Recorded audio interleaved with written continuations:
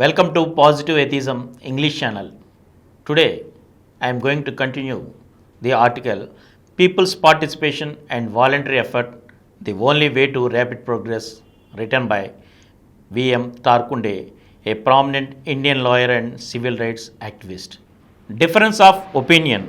What about the vast majority of the people who were engaged in small scale agriculture or in those small scale industries which did not enjoy the advantage of the increase in exports? They form the bulk of the Indian poor. As usual, there is a sharp difference of opinion among economists on whether the condition of the bulk of the poor has improved or deteriorated or has remained the same as a result of the new policy. While this difference exists, there is no doubt that the new policy has not brought about any material improvement in the condition of the underprivileged majority, although it has benefited the well to do. The poverty and cultural backwardness of the Indian people remain as before with minor improvement in some regions. There are hardly any prospects of having genuine people's governments at the center or in the states, governments which will invest materially in agricultural improvement or increase employment opportunities of the people, for instance, by construction of houses and by improvement of their lands. Governments are also not available which will divert economic resources towards the increase of primary, secondary, and vocational education or provision of hygienic conditions to the poor. Are there no means then for the rapid removal of the poverty of the Indian majority or to provide them with education and hygienic conditions of life? Mutual cooperation. In fact, there is a remedy and it is capable of bringing about a rapid improvement in the material and cultural life of the bulk of the people. To emphasize it is the main purpose of this writing. The remedy consists in convincing the Indian poor that they can improve their conditions of life by their own efforts with mutual cooperation where that is necessary and without depending on the government to take the initiative. It is wrong that the people require a good and helpful government to improve their lot. If they develop sufficient self confidence, they can undertake schemes for their improvement and proceed to carry them out by mutual cooperation, and in such cases, experience shows the government is obliged to extend support to them because ultimately it has to depend upon their votes. In recent years, phenomenal progress has been made in many areas, often with the help of some voluntary organizations or of a dynamic leader. It is hardly necessary to say that the work is much easier when there is a progressive panchayat in the area. Most impressive. I will give only a few instances where such local initiative has led to substantial improvement in the people's conditions of life.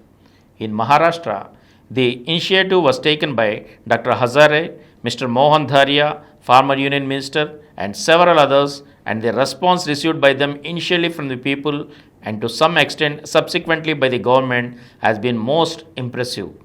In the rain-fed areas covered by such initiative, where there used to be no drinking water available in the dry season, abundant water supply has become available because the people of the village cooperated in putting small and loose bunds to water channels formed during the rainy season, which used to take the water to the local river and ultimately to the sea, along with the rich land covering agricultural fields.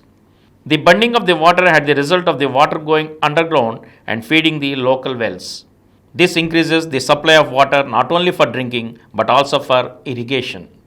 In several villages in Saurashtra, even drinking water was not available in the last dry season, but by the digging of check dams, rainwater was preserved and made available in the local wells so that the shortage of water has been completely eliminated. Such a movement is spreading in Gujarat also. In some places, the people started constructing school buildings to provide at least 5 rooms for a primary school, and after the work was started and partly finished, the government, which had originally refused, came forward to extend financial help, obviously for political reasons. There was a report of a similar development from an area in Madhya Pradesh near Alwar. This is one aspect of what M.N. Roy called revolution from below. The point to emphasize is that in a democracy, it is the people who have to improve the government and not vice versa. If, as a result of their own experience or the help of voluntary organizations, people can be induced to commence work for their own improvement by mutual cooperation when necessary, the problem of poverty and agriculture backwardness will be solved by the people themselves, and in that process, they will set up better governments as well. And here ends the article, and we will meet again with another article in another episode again. Thank you.